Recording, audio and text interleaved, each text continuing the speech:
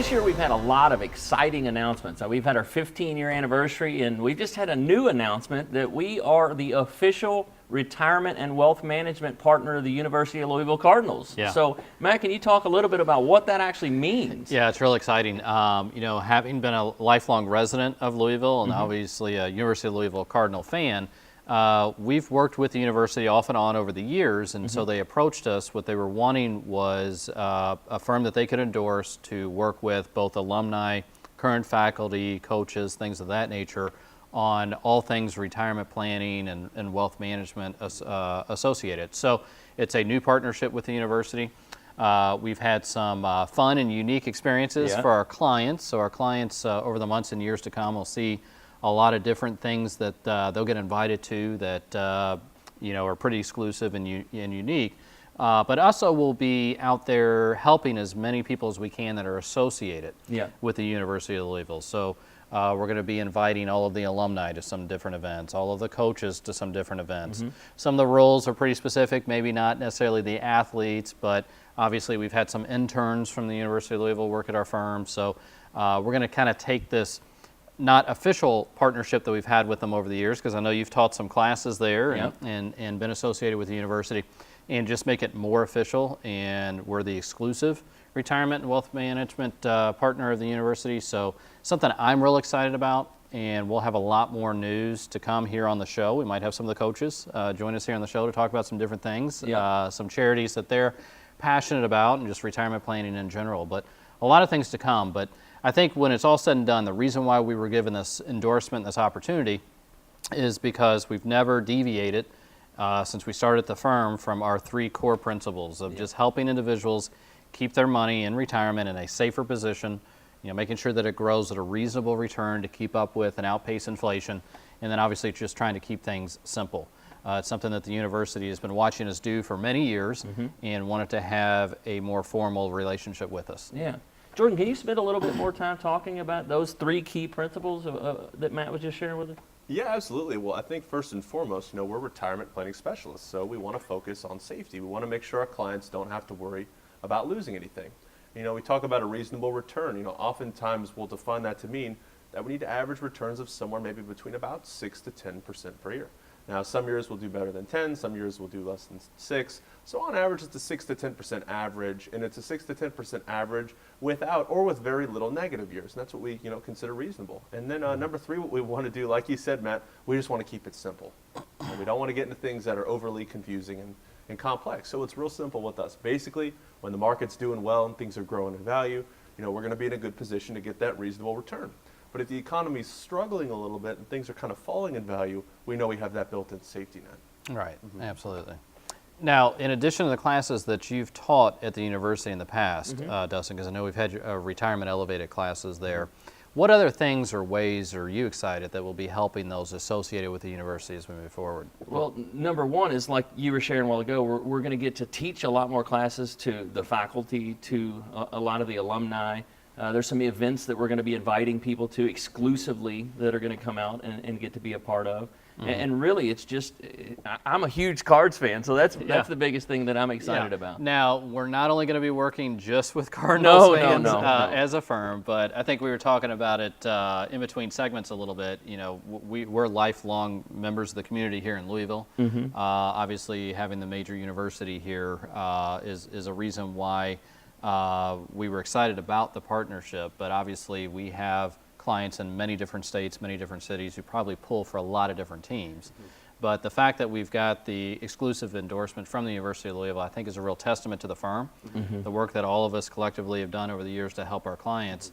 And I think it's just further proof that what we're doing is what's right, it's what's needed for our clients, and that's why over the years, obviously, we've been associated with organizations such as the National Ethics Association. We're one of just a handful of firms and advisors that are members of that organization. But we've been invited to do some pretty unique things. And obviously, this is probably one of the most unique things as a firm that we've been invited to do. Yeah, so I say all the time that we're expanding into all kinds of different markets, but Louisville's where it started. Louisville was our home, so that we're extremely excited to be in partners with the University of Louisville. So if you have any questions about your portfolio and whether or not we could potentially help you, give us a call at the office and we'll schedule your complimentary portfolio review. No matter who you go see, they're going to talk to you about your goals, your strategies, and then they're going to develop some tools and some plans in order to hopefully get you to your strategy. And what we found though is a lot of times when you go to the brokerage firms or the big wirehouses, things like that, they'll kind of do things a little bit backwards.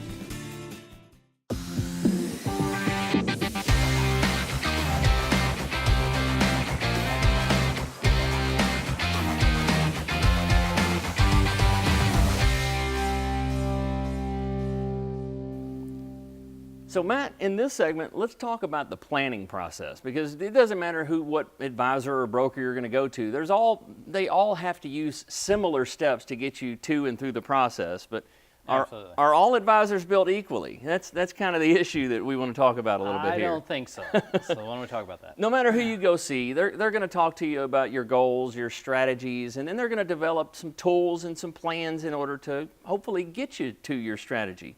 And what we found though is a lot of times when you go to the brokerage firms or the big wirehouses, things like that, they'll kind of do things a little bit backwards from what we would consider to be okay. Right. So I mean, let's talk a little bit about that. What would happen if you go to let's say one of the big brokerage houses and they have some type of quota? What's going to happen? Well, I think if they have a quota, which a lot of the big firms do, they're probably going to start over here on this side. That's right. That's right. What I've noticed over the years, I think a lot of advisors that are out there, before you even walk in the door, they know exactly what you're going to use. Yeah, that's right. Exactly. That's right. So they're going to say, okay, well this couple here, they're going to use some mutual funds.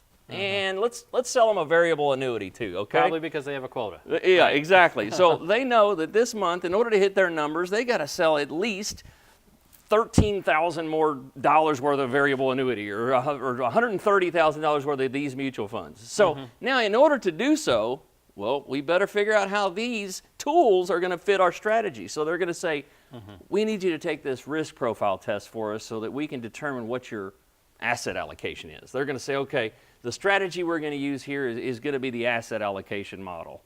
So you take that beautiful test and they print out your nice 20-page report that tells you exactly what you are as far as risk goes. So now they say, okay, well now we have their asset allocation, we have the tools we're going to use, how's that tie into their goals? So they're kind of doing things starting over here and headed this way. Isn't that kind of the exact opposite? This issue that we're talking about here is something that I learned. When I started in the industry, I started with a very big firm, and we were trained to go out and recommend certain things to our clients, and that we would have a weekly meeting on Monday mornings. Yeah. And they would bring in some guy, usually pretty excited. Yeah. And he would come in and he'd draw things out on the board and talk about this new product that was out there that we should go out and put all of our clients into. Right. And as I moved up in that firm and moved into management positions, they would kind of sit me in the corner and they would kind of say, okay, we need to have a discussion with you. Here's how things really work. Okay. And what you started to find out was some of the things that we were recommending wasn't necessarily because it was in the best interest of the client. It was because that's what made the firm the most money. Yeah. And in this particular situation, the manager in the corner office, his quarterly bonus. Right. So you're absolutely correct that I think this happens far too often to individuals, that they walk in the door, the advisors focus on, okay, here's these different things that we need to sell them. Yeah. How do we make it fit into their scenario? Exactly. As opposed to starting with the goals and then working your way towards which tools to use from there. When you founded Strategic Wealth Designers, how did you set our firm up to be a little bit different than this? Well, everything has to be client-centered and client-driven. Yeah. So we have all the different tools listed here and more. Right. I don't really care which tool is best for the client until I really get to know them and what their goals and objectives are. So I say all the time that as opposed to us being product driven, and that's what these are all different products that individuals can invest in, and some of them are good. But we're process driven. Okay. Not product driven, but process driven. You've got to first start out with what are the goals and objectives, and then work your way from there. So what are we trying to do with the money? Are we trying to produce income or security, peace of mind? Are we trying to transition as much as we can to heirs and beneficiaries? And then from there, then we determine, okay, well, this is what we're trying to do now. We're going to try and be more efficient with taxes, or we're going to try to grow some of the portfolio while other portion of it is producing some guaranteed income. Yeah, I think absolutely, because what this ends up creating for a lot of firms that are out there and a lot of individuals' investment portfolios is this is somewhat what I would refer to as just cookie cutter. Yeah. Everybody gets the same thing. That's right. You know, it might be a small variation here or there, but everybody gets the same thing. Yeah. And it's pretty much cookie cutter, whereas, you know, our client conversations can be completely different. I'll meet with somebody at 9 a.m. in the morning where income and guaranteed income for life is their number one priority. That's what they need because they had maybe a pension that went away that wasn't there, didn't provide the income that was promised, things like that. And then my 11 o'clock appointment might come in and say, well, I don't need any income. I just need to make sure I can pass as much money as I can to my kids and my grandkids. Right. I'll never need to take income from this money. Yeah. So everybody's goals and objectives are a little bit different. Yeah. So if you have any questions about your portfolio, let's sit down and let's talk about your goals and objectives and what are you trying to accomplish into and throughout your retirement. I look forward to seeing you at some point in our office. Because it can literally take money out of your pockets, why you need to know. And what a double dip account really is when someone has a portfolio manager that they're paying a fee to, and then that manager goes and turns and hires a mutual fund company to manage the portfolio.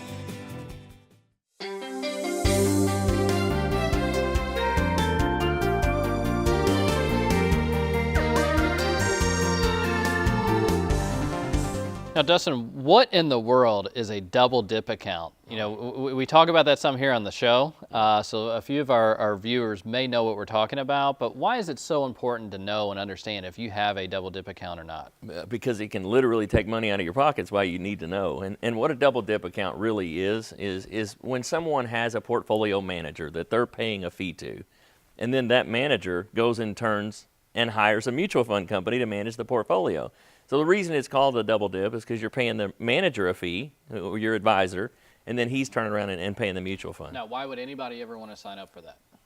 I haven't found a reason to sign up for that. Well, the only time that would almost make sense is, let's say it's an active 401k, something like that, where the fund manager or the advisor can't sit down and actually design a portfolio for each person in the company, you know, a huge company, then that might make sense. But anytime you're not actively funding that account, you got to stay away from that type of account. Yeah, so how often do you see double dip accounts, Jordan? Is that something that happens rarely, or do you think that's a kind of an everyday occurrence? I'd say it's an everyday occurrence. A lot of people don't think they're in double dip accounts, and then they'll come in, we'll run what's called a strategic wealth report, which is just a summary of all of the fees, and then people are shocked all the time that they do actually have double dip of fees. You know, the advisor fees, usually they're lower than what the mutual fund fee is. So you've been told you're paying 1% or 1.5%. Then we do that report and find out they're paying 3 or 3.5% altogether. So let's take, for example, and say we have a $200,000 account. If that person is paying 2.5%, they're paying, you know, $5,000. Yeah. I mean, $50,000 over a 10-year period. Right. Yep. You know, I really believe that it's things like that that can mean the difference between having a secure, successful retirement or maybe starting to struggle at some point in the future. Yeah. I mean, and it's hundreds of dollars a month out of your pocket. So what are some options? If somebody has a double dip account, we can use the Strategic Wealth Report, which is complimentary, by the way. That's something that we run over the years. We have software in the office. We can do it pretty quickly for you. So over the years, we've run thousands of them. So if someone's curious what their fees are, that's easy for us to determine. But what are some options? How do we fix that? So we meet with somebody, we realize they're paying 2 or 3% per year in fees. Well, what can we do then at that point that's any different? Well, we can look at some options that are out there that have literally no fees at all, or at least look at some options that are going to reduce them significantly. Jordan, when you run the Strategic Wealth Report and meet with somebody and go over it with them, how easy is it for them to follow and understand? You know, sometimes you go to places, you get 80 or 90 or 100 pages of analysis. You know, what's the typical length or size of our Strategic Wealth Reports? Yeah, Matt, it's a simple 1 to 2 page report. It's really easy to follow. Each individual column shows how much they're paying in fees. And then we have a summary sheet that just shows based on all of your different accounts how much you're paying. So it's really simple. Okay. So why is it that you think that as an advisor, if you know the fees and expenses are going to be really high, why are there advisors out there recommending these types of accounts to their clients? What's going on there? I mean, call it what it is. Again, it's laziness. It's just not having the time or the discipline to go through and actually put a portfolio together that you've actually put together. So these ready-made mutual funds, some of them are successful, but if it's in a dormant account, those fees are robbing you of a lot of that growth that you should be getting. Mm-hmm. Now, one of the ways that you can find out if you have a double dip account, if you'd like, you could call our office and meet with us. We'd be happy to analyze your statements and find out exactly what the cost is that you're paying. Or if you would just want to try and identify it on your own, if you get your most recent statement out, it may only be happening quarterly. Sometimes the advisory fees are being charged monthly. But if you have some sort of a fee that your firm is charging you or the advisor is charging you, and then within the portfolio you also have mutual funds, then that's where you have a double dip account. And it's something that we definitely don't recommend over the long run. Typically the good news is if you have a double dip account, it's not something that you are stuck with. There are things that could be done to fix that and maybe identify ways to reduce or in some cases eliminate the fees. But if you have one of these types of accounts or you're unsure if you have one of these types of accounts, it's something that almost daily, several times per week, we're able to help our clients with and potential clients with to identify and then see if there's maybe some alternative that'll be less costly. So at the end of the day, you can end up keeping more of your hard-earned money for yourself. We're going to be talking about the decision on whether or not we should roll over our 401k and really what our different options are. So really with a 401k in mind, there's 4 primary options on what we can do with funds.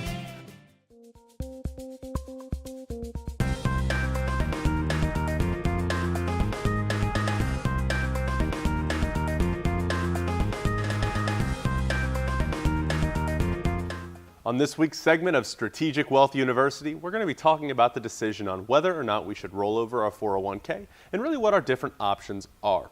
So really with a 401k in mind, there's 4 primary options on what we can do with the funds. The options are we can keep it as a 401k because maybe we don't want to roll it over. The next option is that we can move our old 401k into our new 401k. And the reason why we might do that is because maybe we just changed jobs and really we want to consolidate and simplify things, and because of it, we decide that we want to move our monies into our new 401k. Now the next option that we have is that we can roll our 401k over into an IRA, and that could give us a little bit more control over our account. And then the last option that we have is that we can spend it. Now spending is the most fun option, but this is for our retirement planning, and that should not be taken lightly. And unless we need the monies for some sort of an emergency, I think it would be much more wise for us to keep the money as an investment. Now, a lot of advisors will tell you to always roll over your 401k, and while that is heard so frequently, that may not always be the most appropriate option because there are a few reasons why someone would want to keep their 401k. Now, if we take a look at this, one of the reasons to keep it is that our fees may be lower. And a lot of times, institutional investments can be available. And an institutional investment is an entity or group that pools together funds and then invests those funds. Now, an institutional investment could be a mutual fund or something similar to that. Now with some 401ks, if we're with a large company, because of there being so many people within the 401k, our fees could be much lower. And those are some of the main reasons why we would want to roll over our 401k.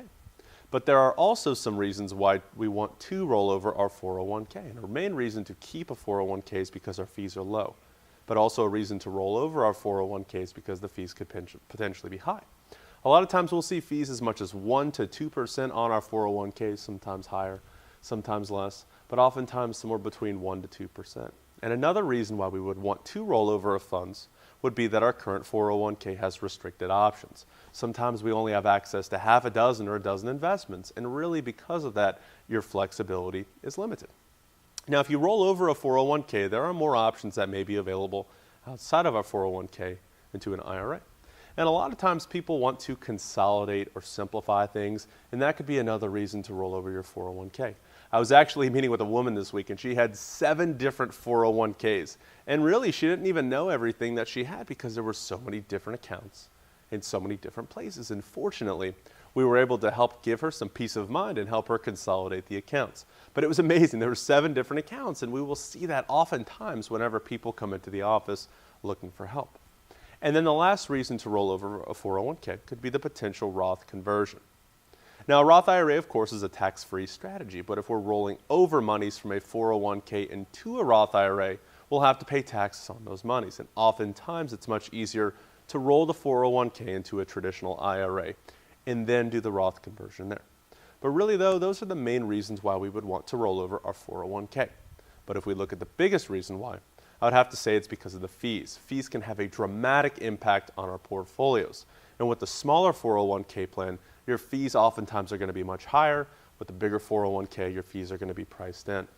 Now, something that a lot of individuals don't think about is that with a 401k or a small 401k, you can actually go out and get the same funds on the retail side for a much lower price.